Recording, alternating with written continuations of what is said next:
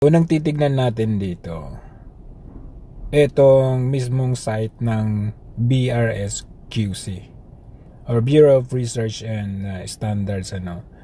So according dito sa mapa na ito, kung titignan natin, ito po yung nasunog. Ayan po. Ngayon, may parang cell site doon. Puntahan natin yun at alamin natin kung ano bang building ito. Ayan, tignan natin anong building ito. Medyo i-zoom natin ng konti. Makikita natin na ayan, National Electrification Administration. So, ito po ay building po ng NEA or National Electrification Administration. Ito po ay in line with sa ating kuryente. So, it's very unlikely na kung titignan natin, andito na yung malapit na sa electrification. So, it's very unlikely na magkakaroon ng sunog dito. Unang-una, ito po ay bagong building. At pag bago kasing building bagong gawa, ito po ay yung paglagay po ng electric dito ay syempre nasunod yung standard talaga, lalong-lalo na pinag-usapan natin dito ay standards, research and standards. So dapat maganda yung pagkalagay o yung wiring ng electric na papasok dito sa building nito. Dito yung may dalawang transformers dito. Ayan po. So maganda po yung distribution nung electric dito kasi nakita nyo naman, ayan po, may mga transformers, meron siyang inverters at kung ano-ano pang connection dyan. So para sa building na ito, para masunog or magkaroon ng short circuit, sinasabi dahil daw sa computer, is very unlikely po.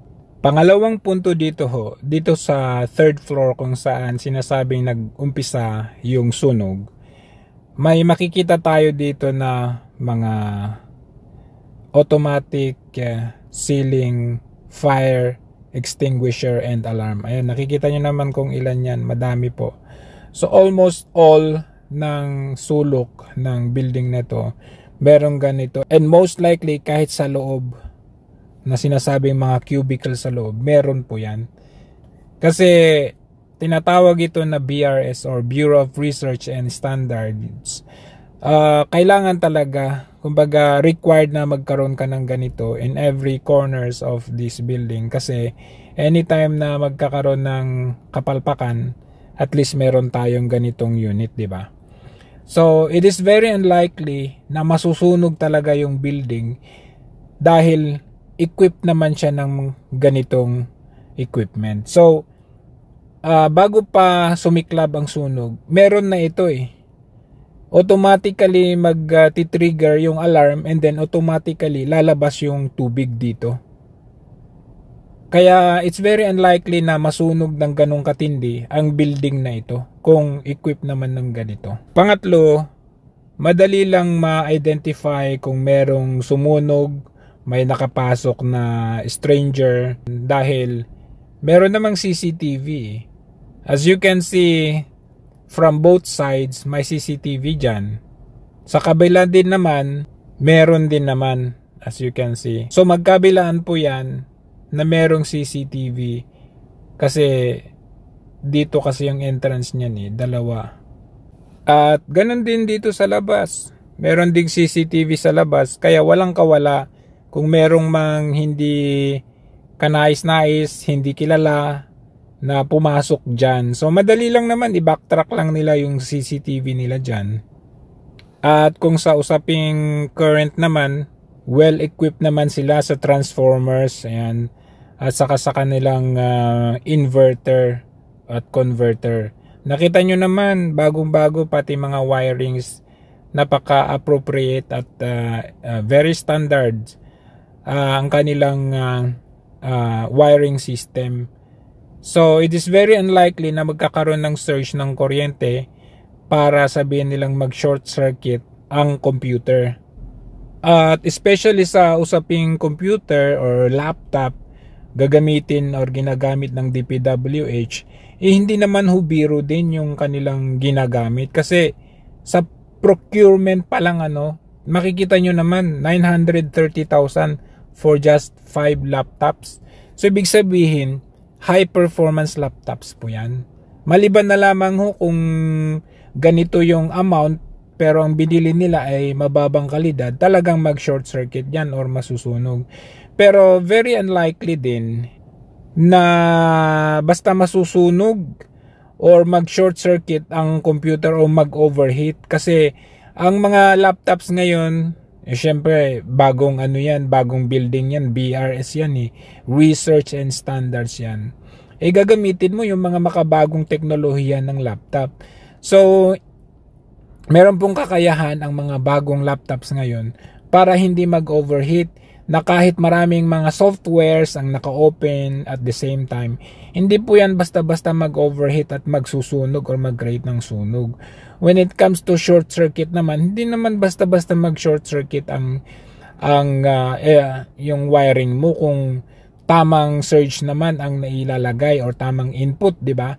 Especially we are talking about BRS, research and standards. So dapat lahat ito dekalidad ang gamit, tama ang mga wirings, yung standard safety and protocols, dapat ganun ang susundin nila dito kasi research ka standards ka So hindi po pwede dito yung mga papitsi-pitsi or pipitsuging mga estilo ng kagamitan.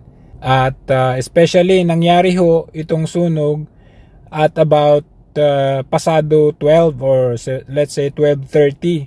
So lunchtime po ito, at yung iba na opisyalis ay nasa Senate hearing or Senate budget deliberation. So parang teka, nagkataon lamang ba ito o talagang pinag-usapan? Kasi pag sunog kasi unexpected yan unexpected, merong mamamatay, masusunog, merong magkasugat-sugat.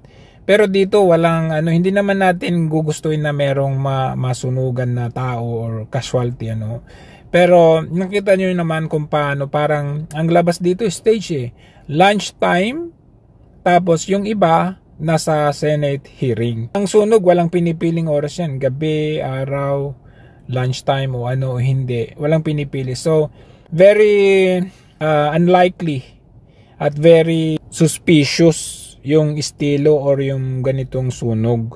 Pagkamat sinasabi ni Ombudsman Boying Rimulya na ipapaimbestiga ito, may posibilidad na ipapalabas nila na sinunog ng tagalabas ito, at sasabihin nila later on na aminin nila na nasunog ang mga dokumento.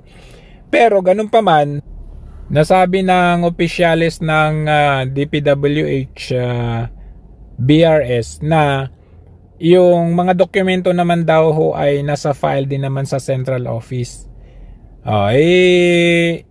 Pwedeng ganun. Tapos sunugin muna nila yung nandito sa BRS, tapos hindi na natin alam kung may bawas na yung kopya doon sa central, dahil hindi na natin maitatali or maitutugma ang kopya dito sa nasunog na BRS branch. So talagang kaduda-duda talaga itong pagsunog na ito. Tignan natin kung paano yung investigation nila, pero sa aking paniniwala, dito pa lang makikita natin kung talagang gusto nilang magkaroon na agad ng result. May mga CCTV naman sila, titignan nila yung in and outs ng mga tao dyan. Hindi naman din po pwede na basta papasok ang kahit sino dyan, dahil yan po ay research and standards. Hindi po naman yan na opisina ng DPWH na basta papasok ang sino man, diba? So yun lang ang ilan sa ating mga investigation dyan.